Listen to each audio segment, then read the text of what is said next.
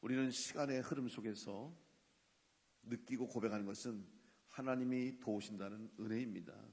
하나님이 도우시지 않았으면 여기까지 올 수 없었고, 하나님이 지켜주시고 보호하지 않으면 우리는 이 자리에 설 수가 없는 거예요. 다시 한번 이제 한 해를 마무리하고 새로운 한 해를 맞이하는 이때에 하나님의 인도하심과 도우심과 또한 함께 하시는 은총이 여러분과 함께 하시길 간절히 축복합니다. 사도행전 강해를 통해서 우리는 지금 사도 바울의 복음 전도의 역사를 살펴봅니다. 바울과 바나바의 복음 전도 사역은 계속 진행 중에 있습니다. 이 일을 계획하신 분도 하나님이시고 또한 이 일을 이끌어 하시는 분도 하나님이십니다. 오직 성령의 인도하심에 따라서 사도 바울은 복음을 전파했습니다. 사도 바울이 안디옥 교회에서 파송받아서 바나바와 함께 복음을 전하기 위해서 세상으로 나갔습니다. 먼저 밤빌리아 버가에서 유대인들의 복음을 전했습니다. 놀라운 구원의 역사가 있었죠. 그런데 그것도 잠시 유대인들이 시기해서 결국 그곳에서 복음을 전하지 못하고 이제 이방 땅을 향해서 이방 민족으로 복음을 전하기 시작했습니다. 피시디아 안디옥에서 복음을 전했고 거기서도 역시 유대인들과 도시에 힘 있는 유력자들의 선동에 의해서 박해를 받고 쫓겨났습니다. 그 이후에 이고니온에서 복음을 전했고 역시 이고니온에서도 유대인들이 선동해서 모욕을 당하고 심지어는 돌로 맞아 죽을 위기를 맞아서 어쩔 수 없이 도망해서 루스드라로 가게 됐습니다. 이 모든 과정을 보면 사도 바울의 복음 전도의 지금까지의 역사가 반은 성공이었지만 반은 실패라고도 말할 수 있어요. 왜냐하면 가서 복음을 전하니까 역사가 일어났습니다. 능력이 나타났습니다. 믿는 자가 생기고 기적이 일어나고 심지어는 온 성의 사람들이 다 모여들어서 말씀을 들을 정도로 놀라운 말씀의 폭발적인 역사가 있었습니다. 그런데 계속 이 역사가 일어나고 계속 말씀을 전할 수 있는 상황이 되는데 그 다음에 문제예요. 금방 어려움이 생겼습니다. 더 이상 말씀을 전할 수 없는 상황이 됐습니다. 모함을 받고 시기를 받고 박해를 받아서 떠날 수밖에 없는 일들이 연속되고 있습니다. 만약 복음 전도의 사역 속에 하나님이 함께 하신다면 끝까지 그 도시에서 그 성에서 더 많은 사람들에게 복음을 전하고 완전히 그 사명을 완수하고 사람들이 박수 칠 때 그리고 환송하면서 성공적으로 임무를 마치고 다음 도시로 가기를 우리는 원합니다. 그게 상식적이죠. 일반적입니다. 그렇게 기대했을 거예요. 그런데 우리 지금까지 사도 바울의 복음 전도 역사를 살펴보면 가는 곳마다 처음에는 복음이 전해지고 구원의 역사가 일어나고 많은 사람들이 하나님께로 돌아왔는데 마지막에는 다 도망가듯이 쫓겨가고 또 박해를 받고 모함을 받고 어쩔 수 없이 떠나가는 이 모습, 세상적인 기준으로 보면 실패한 겁니다. 시작은 좋았지만 처음에는 잘 됐지만 마지막엔 결국 쫓겨나는 신세, 도망가는 신세가 됐다는 것을 볼 때 결국 결과적으로는 실패했다고 볼 수밖에 없는 것이죠. 그렇다면 사도 바울은 과연 어떤 마음으로 복음을 전했을까요? 도시를 떠날 때마다 낙심하고 절망하고 왜 내가 쫓겨나갈까? 왜 내가 이 어려움을 당할까? 왜 내가 이 시험을 만날까? 이런 문제로 인해서 정말 복음 전하기가 어려웠을 텐데 말씀을 보니까 지금까지 사도 바울의 복음 전도의 역사를 보니까 전혀 그렇지 않았어요.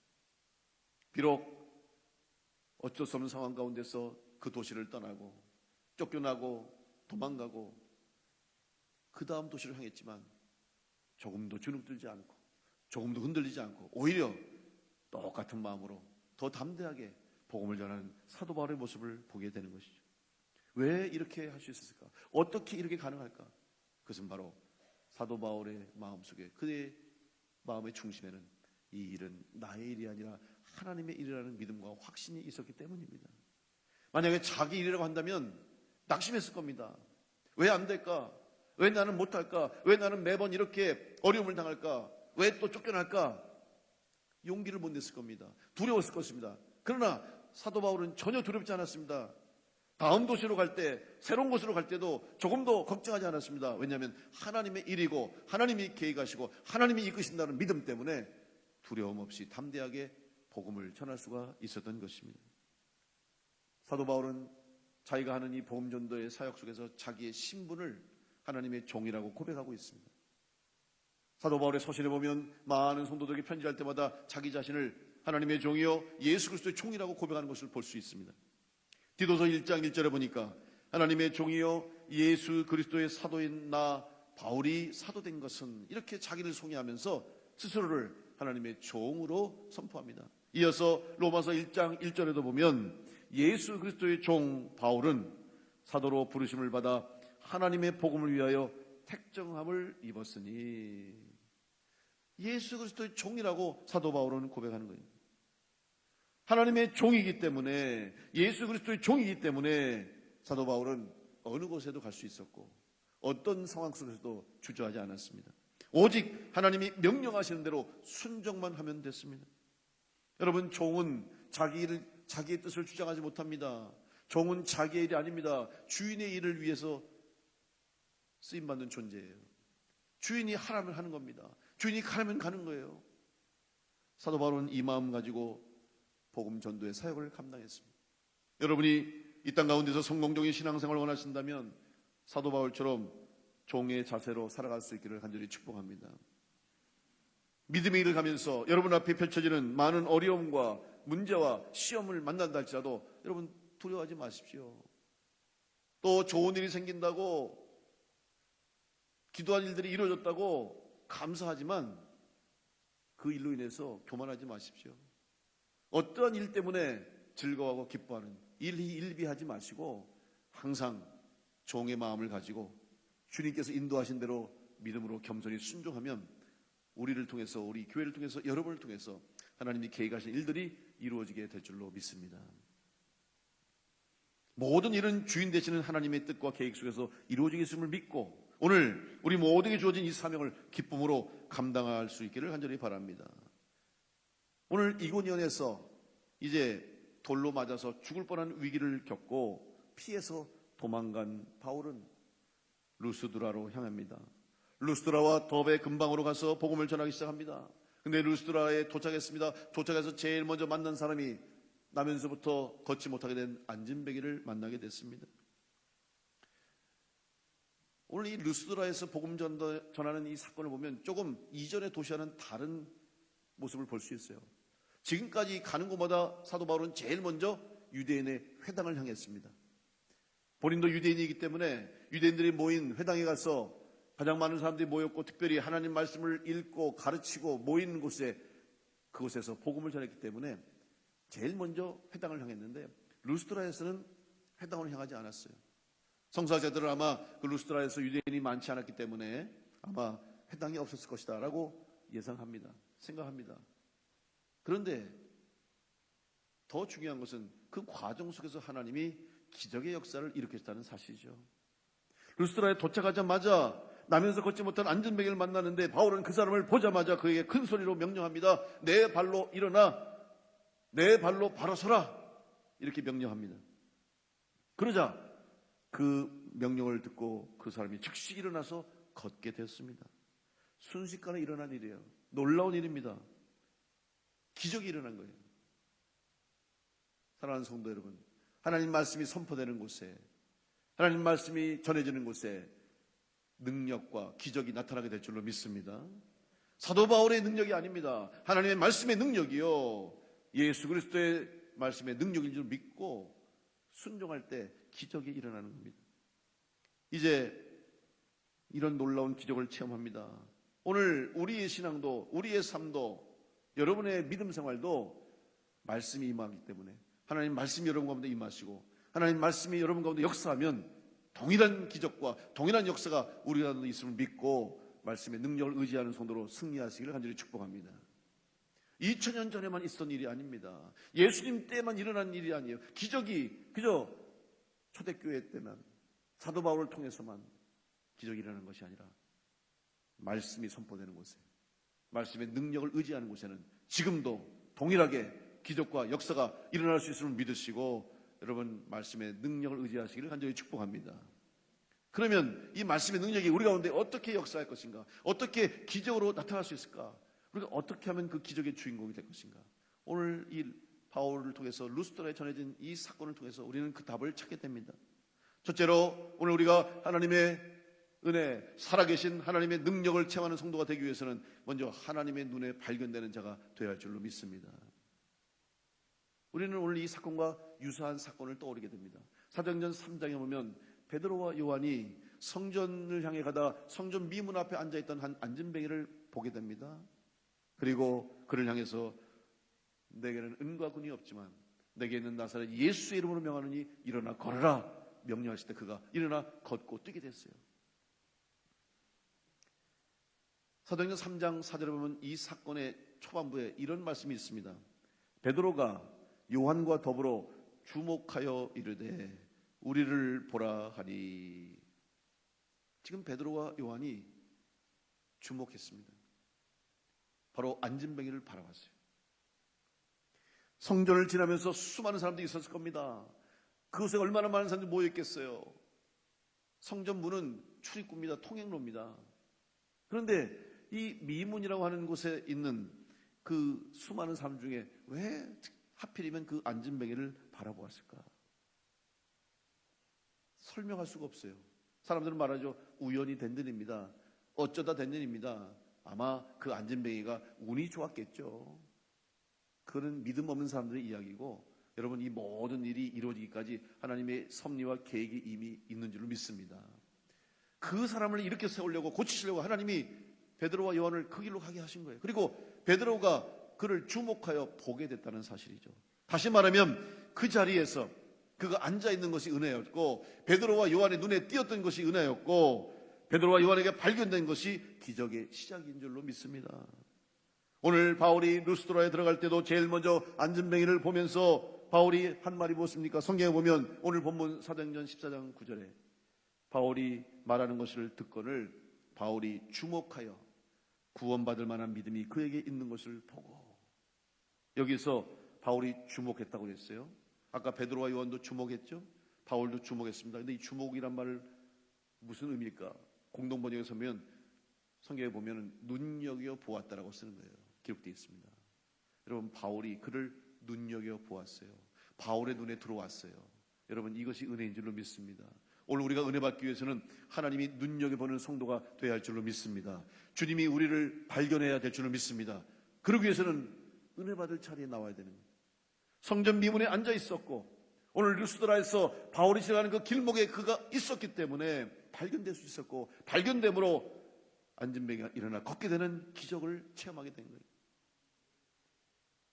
은혜의 자리에 있을 때 그 사람이 복을 받는 거예요. 여러분이 하나님의 은혜와 복을 받는 성도가 되기 위해서는 여러분 하나님께 발견되는 자리, 하나님이 원하시는 자리에 있게 되기를 간절히 축복합니다. 은혜의 자리에 있을 때 하나님이 보시고 발견하시고 복을 주시는 거예요.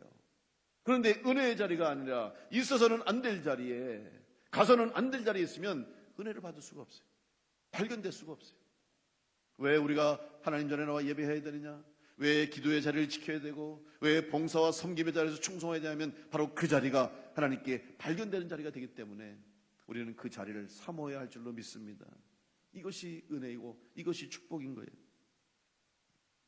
다시 한번 여러분, 이제 올 한 해를 마무리하면서 여기까지 도우심도 감사하지만 다가오는 새해는 하나님께 발견되는 성도로 하나님을 기쁘시게 하는 자리에, 하나님이 원하신 자리에 있을 수 있도록 결단하시고 날마다 여러분의 삶 가운데서 하나님께 발견되는 은혜가 있기를 간절히 축복합니다.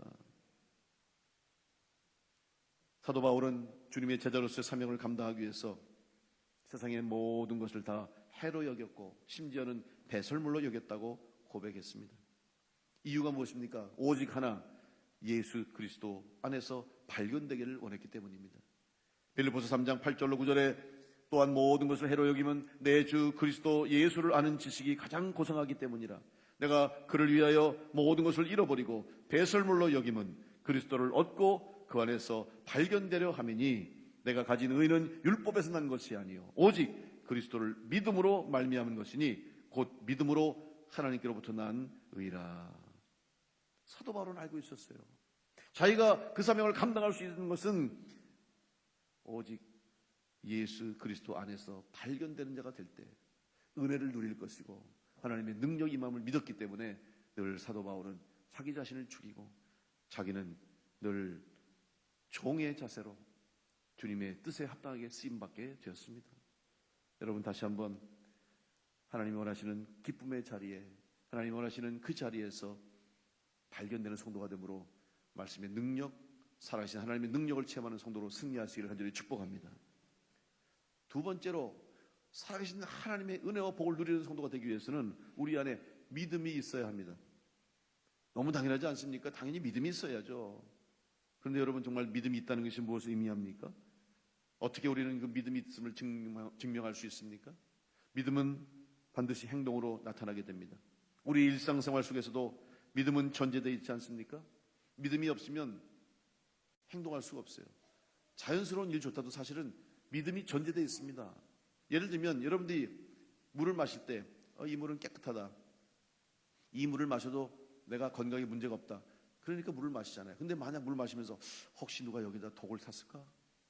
이 물이 오염되지 않았을까? 못 마셔요.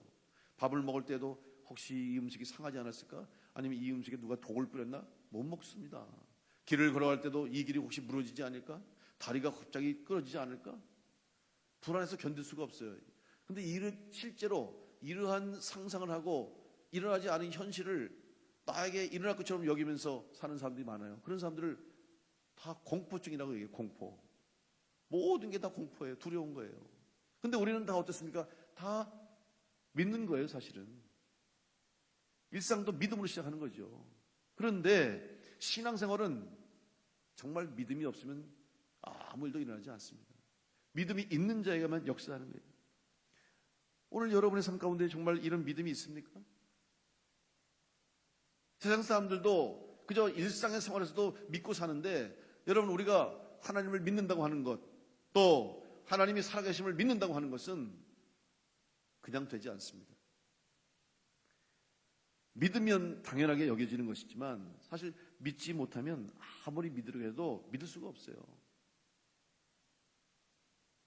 여러분, 하나님이 살아계심을 믿습니까?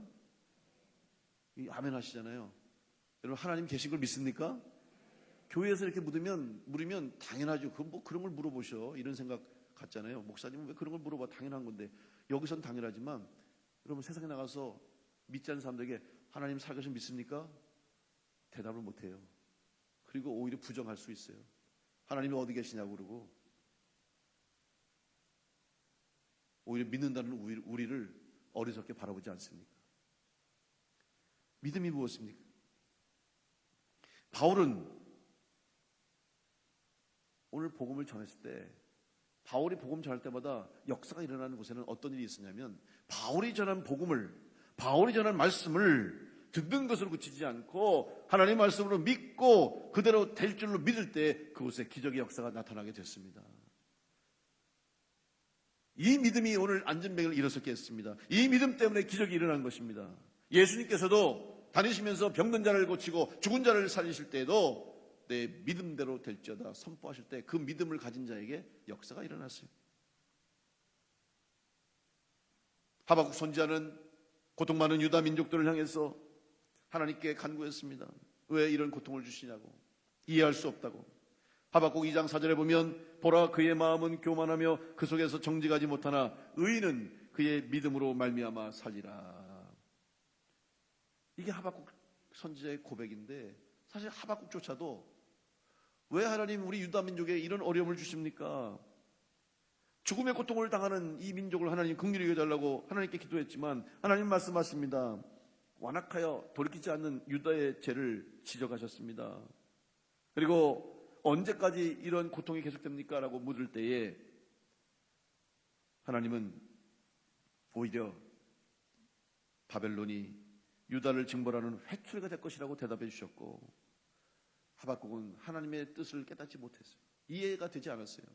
그래서 고백한 것이, 비록 자기 자신은 하나님의 뜻과 하나님의 방법을 이해하지 못하지만 그럼에도 불구하고 하나님은 우리를 구원하시는 분이시요, 하나님은 우리의 주인이심을 고백하면서 의인은 그의 믿음으로 말미암아 살리라, 이 결론을 내리게 된 것입니다.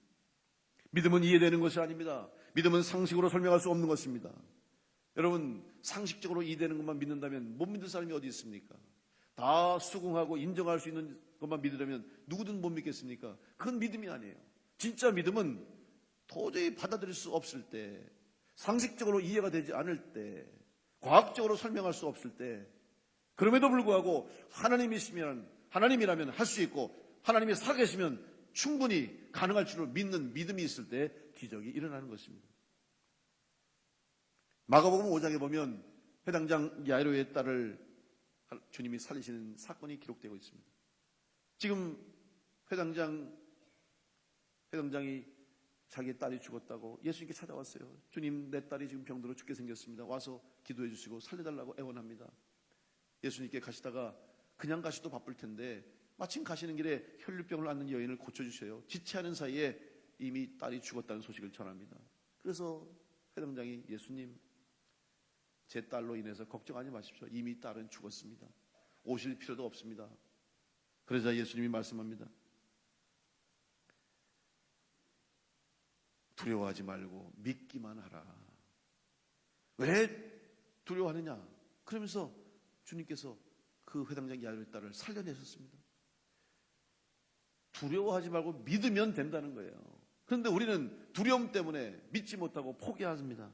주님이 계셨음에도 불구하고, 주님이 오셨음에도 불구하고 두려움 때문에, 또 인간적인 생각 때문에 다 끝났다고 포기하고 주님을 오시지 말라고, 주님 더 이상 할 수 없다고 주님 앞에서도 고백하지 않습니까?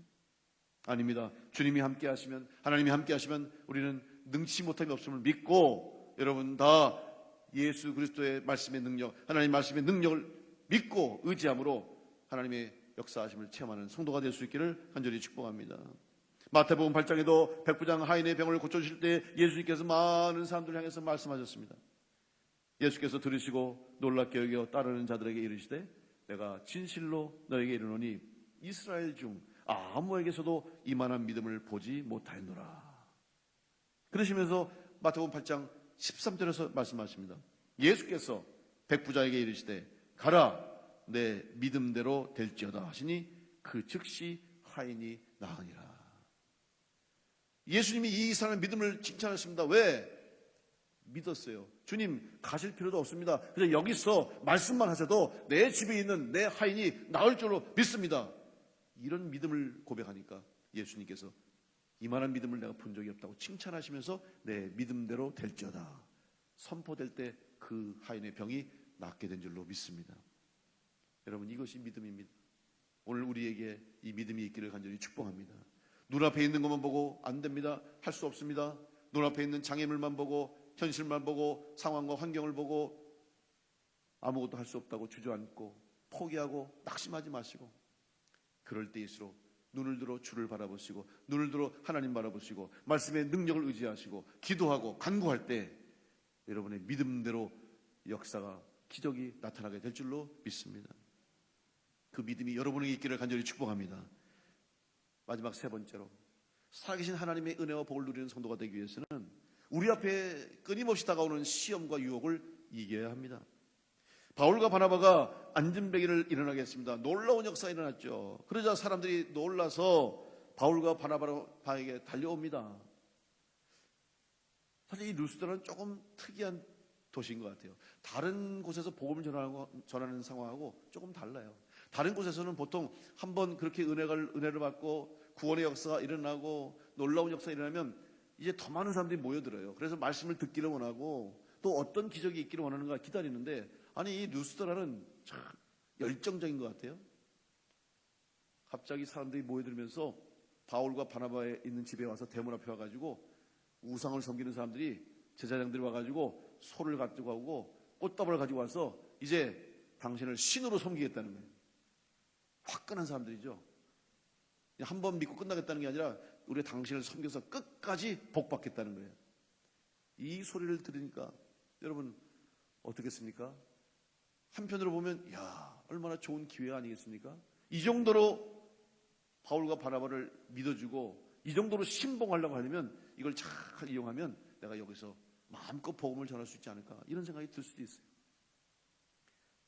사실 이 일은 우리 인간에게 있어서 가장 큰 유혹입니다. 바로 신과 같아지고 싶어하는 인간의 유혹. 우리에게 본능이 있습니다. 우리는 다 신처럼 신과 같은 존재가 되기를 원하는 것이 모든 인간의 본능이에요. 그것은 바로 우리의 탐욕과 우리의 욕망을 통해서 나타나고 있습니다. 바벨탑을 쌓는 것 같이 끝없이 올라가려고 합니다. 여러분, 바벨탑을 쌓은 인간의 마음이 뭘까요? 창세기 11장 4절에 보니까 또 말하되 자 성읍과 탑을 건설하며 그 탑 꼭대기를 하늘에 닿게 하여 우리 이름을 내고 온 지면에 흩어짐을 면하자 했더니, 바벨탑을 쌓은 인간들의 생각이 뭐냐면 그 꼭대기를 하늘에 닿게 해요. 하늘에는 하나님이 계신 거예요. 신이 있는 곳이죠.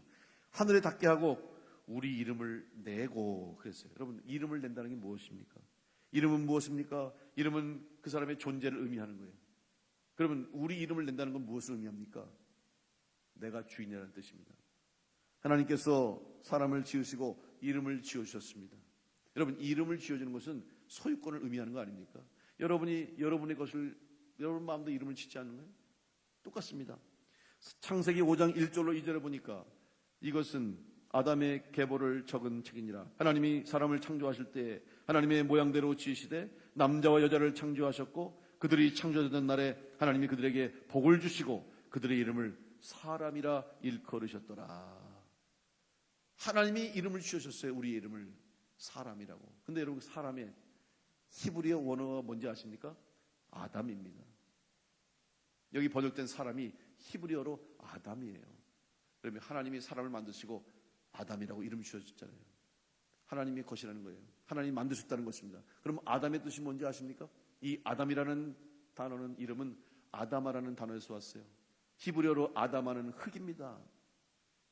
하나님이 흙으로 만드셨다는 거예요. 그리고 하나님이 빚으셨다는 거예요. 다시 말하면 소유권이 우리에게 있지 않고 하나님께 있다는 것을 말씀해 주시고, 그리고 이름을 지었다는 것은 역시 하나님의 소유권, 우리의 인생, 우리의 생명의 주인이 하나님이신 거예요. 우리는 이 땅을 살다가 세상을 떠납니다. 하나님이 부르셨기 때문에 떠나는 거예요. 그래서 우리 소천했다 그런 말 쓰잖아요. 하나님이 부르셨다는 건데, 사람이 죽을 때 표현하는 표현 방법 중에 돌아가셨다는 말이 있고 또 뭐가 있어요? 숨을 거두셨다는 말이 있습니다. 여러분, 숨을 거두셨다는 거예요. 누가 거둬가는 거예요? 하나님이 거둬가시는 거예요. 주인이 하나님이세요. 숨을 내쉬고 그 속에 생기를 불어넣으셔서 살아있는 영이 되게 하시고 창조하셨지만 때가 되면 하나님이 우리의 숨을 거두어 가시는 거예요. 주인은 하나님이십니다. 내가 주인 아닙니다. 우리가 주인 아닙니다. 여러분, 주인 노릇하지 마십시오. 주인처럼 살지 마십시오. 하나님의 소유권이 하나님께 있음을 믿고 하나님께 순종하며 살아가는 여러분 될 수 있기를 간절히 축복합니다. 결국 바울과 바나바는 이 유혹 앞에서 무너지지 않았습니다. 오히려 자기를 향해서 신처럼 섬기겠다는 사람들 앞에 뛰어들어가서 옷을 찢었다고 그랬어요. 무슨 말입니까? 두려움 속에서 아닙니다. 우리는 하나님 앞에 종입니다. 우리도 여러분과 똑같은, 당신들 똑같은 성적을 가진 인간에 불과합니다. 우리는 신이 아닙니다. 감히 우리가 어떻게 하나님과 같아질 수 있습니까? 라면서 두려움 속에서 옷을 찢고 신앙을 고백할 때 그들 가운데 하나님이 함께 하시는 은혜가 있게 된 것입니다.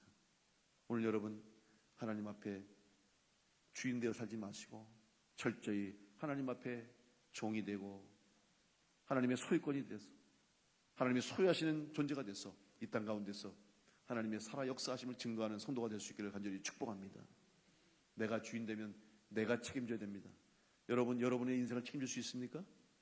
여러분 스스로 여러분의 삶을 책임질 수 있습니까? 아닙니다. 우리는 아무것도 할 수 없어요. 그러나 하나님께 우리의 생명의 주인이, 내 삶의 주인이 하나님이심을 고백할 때 우리는 평안하게, 자유롭게, 담대하게 이 땅 가운데서 믿음으로 그 길을 걸어가게 될 줄로 믿습니다. 다시 한번 하나님이 살아계심을 믿으시고 살아계신 하나님의 능력이 우리와 나와 우리 교회와 함께 하심을 믿고 여러분의 삶을 통해서, 인생을 통해서 역사하시는 하나님의 능력이 나타날 수 있도록 믿음으로 고백하며 하나님께 발견되어 하나님의 쓰임받는 성도가 되시고 끝까지 그 길에서 승리할 수 있도록 시험과 환난을 이겨내시고 마지막까지 승리하는 성도가 될 수 있도록 살아계신 하나님의 은혜 가운데 살아가는 복된 성도들 다 될 수 있기를 간절히 축원합니다.